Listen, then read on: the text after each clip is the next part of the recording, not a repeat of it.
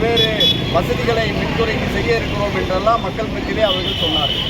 ஆனால் இன்றைக்கு ஒன்றிய அரசாங்கம் புதுச்சேரியுடைய மின்சாரத்துறையை தனியார்மயமாக்கல் நடவடிக்கை எந்த அளவுக்கு முன்னேற்றம் அடைந்திருக்கிறது என்பதை பரிசீலனை செய்வதற்கான ஒரு கூட்டத்தை இன்றைக்கு நம்முடைய புதுச்சேரி அரசாங்கம் ஆளும் என்ஆர் பாஜகவினுடைய அனுமதியோடு இந்த மாநிலத்தினுடைய தலைமை செயலாளர் அந்த கூட்டத்திலே பங்கேற்கிறார்.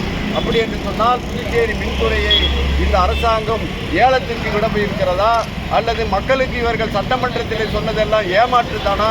எனவே மார்க்சிஸ்ட் கம்யூனிஸ்ட் கட்சி புதுச்சேரி மின்சாரத்துறை அரசு துறையாகத்தான் நீடிக்க வேண்டும்.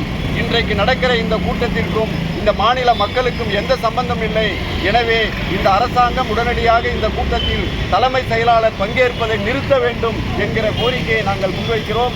மக்கள் மத்தியில் இந்த அரசாங்கத்தினுடைய தவறான மின்துறையை விற்கிற இந்த நடவடிக்கையை ஒன்று சேர்ந்து நாங்கள் முறியடிப்போம். புதுச்சேரி மக்கள் இந்த மின்துறை பாதுகாப்பதற்காக எத்தகைய போராட்டம் நடத்த தயாராக இருக்கிறார்கள் என்பதை இந்த ஆளும் பாஜக என்ஆர் அரசாங்கத்திற்கும் ஒன்றிய அரசாங்கத்திற்கும் தெரிவிக்கிற ஒரு போராட்டம் தான் இந்த மனித சங்கிலி போராட்டம் என்பதை தெரிவிக்கும்.